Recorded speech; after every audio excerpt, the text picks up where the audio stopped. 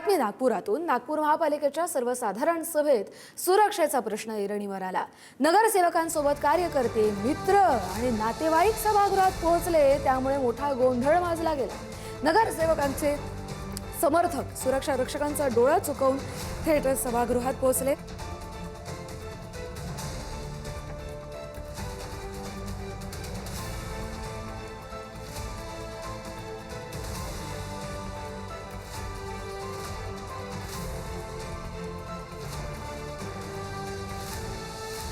नागपूर महापालिकेच्या सर्वसाधारण सभेत सुरक्षेचा प्रश्न ऐरणीवर आला।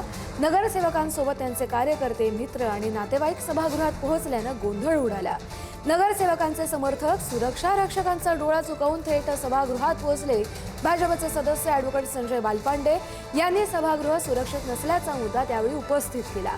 महापौर नीता ठाकरे यांनी यावर संताप व्यक्त करत नगरसेवकांना जबाबदार धरलं। पुढील सभेत नगरसेवकांचे प्रतीक चिन्ह तपासूनच प्रवेश देण्याचे निर्देश दिले जातील।